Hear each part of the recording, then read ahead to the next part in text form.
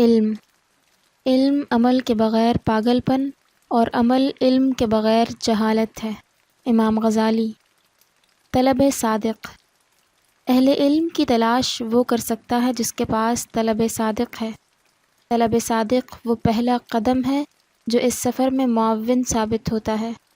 ہمارے ساتھ مسئلہ یہ ہے کہ ہم ایسے بے شمار ناموں کو جانتے ہیں جو علم والے ہیں، مگر کبھی ان سے ملاقات نہیں کی۔ اہل علم کے حوالے سے لاہور بڑا زرخیز ہے۔ یہاں بے شمار اہل علم، اسکالرز، ادیب اور قلمکار موجود ہیں۔ اس کے باوجود لاکھوں لوگ ایسے ہیں جو ان کے نام سے واقف تو ہیں مگر ان سے آگاہ نہیں ہیں۔ ایک ایسا شخص جس کو شہد لگا ہو، لوگ مکھیوں کی طرح اس کی تلاش میں ہوں، اور پاس بیٹھا ہوا شخص آگاہ نہ ہو۔ اس کا مطلب ہے کہ پاس بیٹھا شخص چاہے بہت ہی قریب کیوں نہ بیٹھا ہو، اس کا ظاہری فاصلہ چند میٹر ہی کیوں نہ ہو، لیکن اگر اس کے پاس طلب صادق نہیں ہے تو وہ اس سے فائدہ نہیں اٹھا سکتا۔ یہ الگ بات ہے کہ اسے کوئی صاحب علم مل جائے اور وہ علم دے دے جس سے نصیب بدل جائے، مگر یہ فارمولہ نہیں ہے۔ عمومی طور پر علم حاصل کرنے کے لیے بہت سارے مراحل طے کرنے پڑتے ہیں۔ ان میں پہلا مرحلہ طلب صادق ہے۔ فاصلے ان کے لیے ہوتے ہیں جن کے پاس شوق نہیں ہوتا۔ اگر انسان صاحب شوق ہو تو پھر وہ صاحب منزل بن جاتا ہے اور پھر منزل بھی مل جاتی ہے۔ اگر آپ شوق اور طلب صادق سے چلتے ہیں تو پھر متعلقہ فرد کے ساتھ فرد جڑیں گے، انسان کے ساتھ انسان جڑے گا، علم والے کے ساتھ علم والا جڑے گا، اور چلتے چلتے آپ حیران ہوں گے کہ آپ کیا تھے اور کیا سے کیا ہو گئے۔ پتہ چلا کہ کیا سے کیا بنانے والے لوگ آپ کی زندگی میں آ گئے۔ ایک شخص درویش کے پاس چلا گیا، کئی دن اس کی خدمت کرتا رہا۔ اس کو گمان تھا کہ یہ درویش تانبے کو سونا بنانا جانتا ہے۔ کئی دنوں کی ریاضت اور خدمت کے بعد بھی وہ راز سامنے نہیں آیا، اور اس دوران درویش کو اس کے ارادے کی خبر ہو گئی کہ یہ کس خاص مقصد کے لیے میرے پاس آیا ہے۔ ایک دن ایسا ہوا کہ درویش نے اس سے پوچھ لیا کہ کئی دن سے تم یہاں موجود ہو، بڑے چکر کاٹ رہے ہو، سچ سچ بتاؤ کہ چاہتے کیا ہو؟ اس نے کہا کہ میں تانبے سے سونا بنانے کی کیمیا گری چاہتا ہوں۔ درویش نے پاس پڑا صندوق کھولا، اس میں سے مٹی کا ڈلا نکالا۔ پاس ایک دیگچی موجود تھی، اس میں وہ ڈلا ڈالا، نیچے آگ جلائی اور اس کو پگھلا دیا۔ چمکتی ہوئی حالت میں سونا تیار ہو گیا۔ پھر اس دیگچی کو پکڑا، پاس ہی گندی نالی تھی، اس میں بہا دیا اور کہنے لگا، یہ مٹی سے سونا بنانے کا فن تھا۔ شاید اس پہ میں فخر نہ کر سکوں، لیکن میں اللہ تعالیٰ کا وہ بندہ ہوں جو اس بات پر فخر کر سکتا ہوں کہ اللہ تعالیٰ نے مجھے عام سے انسان کو سونا بنانے کا فن ضرور دیا ہے۔ یہ صاحب علم کا کمال ہے کہ عام سا انسان جو کسی قابل نہیں ہوتا، چند ہی سال میں وہ کہتا ہے کہ میں کیسے شکر ادا کروں کہ میں کون تھا اور کہاں پہنچ گیا۔ علم اور علم والا آپ میں سنجیدگی لے آتا ہے۔ اگر علم بھی آ گیا ہے اور علم والا بھی زندگی میں آ گیا ہے، لیکن زندگی میں سنجیدگی نہیں آئی تو پھر نہ علم آیا ہے اور نہ علم والا آیا ہے۔ یہ ہو نہیں سکتا کہ برسات کی بارش ہو اور آپ نہ بھیگیں، یہ قدرت کے قوانین کے خلاف ہے۔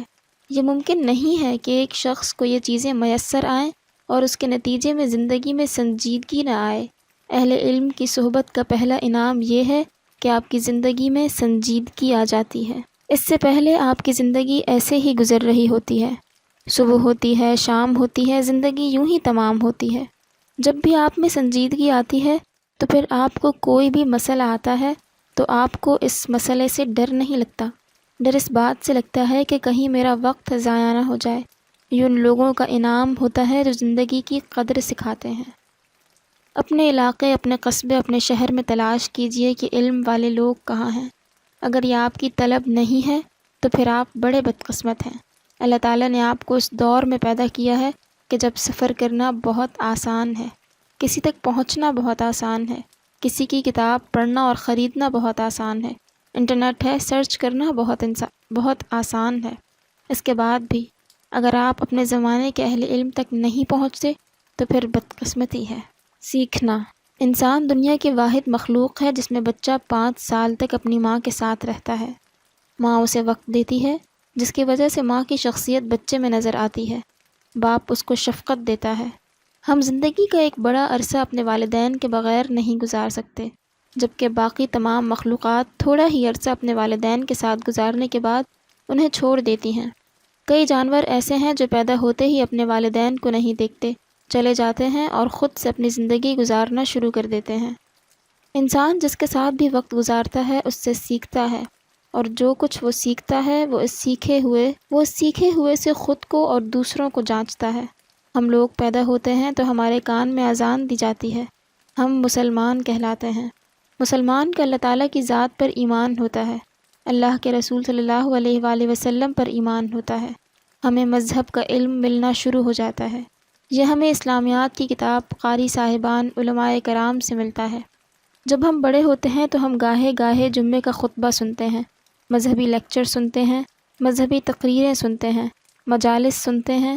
ہم ان تمام جگہوں پر بیٹھتے ہیں جہاں ہمیں مذہبی علم ملتا ہے۔ جب ہم بار بار مذہبی علم لیتے ہیں اور اس علم کی بنیاد پر خود کو اور دوسروں کو جانچتے ہیں تو ہم مزید سیکھتے ہیں۔ علم جب بھی ملے گا جب یہ ہمارے لیے پیمانہ بن جائے گا۔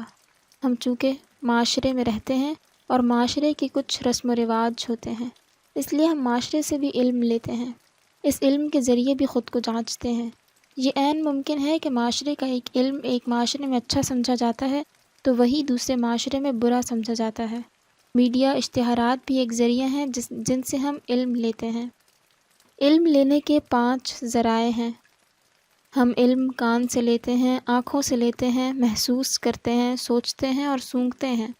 علم ہمارے پاس براہ راست نہیں آتا، ہمارے پاس آنے سے پہلے چھنیاں یعنی فلٹر لگی ہوتی ہیں جو ہمیں بتاتی ہیں کہ ہمیں کیا قبول کرنا ہے اور کیا قبول نہیں کرنا۔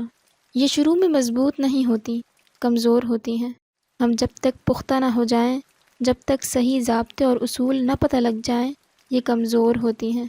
اس وجہ سے بچپن میں اگر غلط علم ملتا رہے تو یہی علم یقین بن جاتا ہے۔ علم یا تو فائدہ دیتا ہے یا نقصان دیتا ہے۔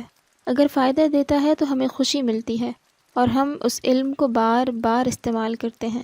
علم اگر نقصان دے تو وہ شرمندگی کا باعث بنتا ہے۔ ہمیں زندگی میں کئی بار شرمندگی کا سامنا کرنا پڑتا ہے۔ یہ شرمندگی ہمیں یاد رہتی ہے، پھر یہ ساری شرمندگی اکٹھی ہو کر جرم کی شکل اختیار کر سکتی ہے۔ ہم لوگ کبھی نہیں سوچتے کہ ہم جس علم کے ذریعے خود کو جانچ رہے ہیں وہ صحیح ہے یا نہیں ہے۔ علم و دانش۔ علم کا آغاز انسان سے ہوتا ہے۔ اصل علم تو نصابی کتابوں سے ہٹ کر ہے۔ جو شخص علم کی بات کرتا ہے، ان علمی باتوں سے علمی عضلات فعال ہوتے ہیں، جس کی وجہ سے علم سیکھنے کی نئی عادت پڑتی ہے۔ جب تک زندگی میں ایسا کوئی ذریعہ یا استاد نہیں آتا تب تک نصابی کتابیں علم کی طلب پیدا نہیں کر سکتی۔ آج کے دور میں بہت کم لوگ ایسے ہیں جن میں نصابی کتابوں نے علم کی طلب جگائی ہو۔ علم کی طلب زیادہ تر اہل علم کے ذریعے جاگتی ہے۔ استاد وہ ہے جو علم کی پیاس دے، علم کی طلب کو اور بڑھا دے، جس کی وجہ سے سیکھنے کی جستجو اور بڑھ جائے۔ سچا استاد آپ کو اپنے تک قید نہیں رکھے گا، وہ بتائے گا کہ آگے بہت کچھ ہے۔ اس کی وجہ یہ ہے کہ وہ اپنے کام کو اپنی ڈیوٹی سمجھتا ہے۔ ڈیوٹی آفیسر کو کوئی پرواہ نہیں ہوتی کہ آگے کیا کچھ ہے۔ فرض کیجئے 7ویں کلاس کا استاد کہے کہ 7ویں کلاس ہی آخری کلاس ہے، 8ویں نہیں ہوتی تو پھر بچہ پڑھ نہیں سکے گا۔ سچا استاد اگلی کلاس کا بھی بتائے گا۔ جو استاد آپ کے اندر کی طلب کو فعال نہ کرے وہ استاد نہیں ہے۔ کیا کمال ہو کہ ایک بندہ جل رہا ہے اور اس کے ساتھ رہ کر آپ نہ جلیں، اس کا مطلب ہے کہ وہ جل نہیں رہا۔ حضرت واصف علی واصف فرماتے ہیں، درویش اپنی واردات میں شامل کر لیتا ہے۔ کسی نے آپ سے سوال کیا، یہ آپ نے خود جملہ کہا ہے، اس لیے آپ ہمیں بھی اپنی واردات میں شامل کریں۔ آپ نے فرمایا، میں جو کچھ بولتا ہوں وہی میری واردات ہوتی ہے، آج تک میں اپنی واردات کے سوا بولا ہی نہیں۔ آپ مزید فرماتے ہیں، میرا مالک جو مجھ پر علم عطا کرتا ہے میں وہی علم بتاتا ہوں، یہ کتابوں کے رٹے نہیں ہیں، یہ میری کیفیت ہے۔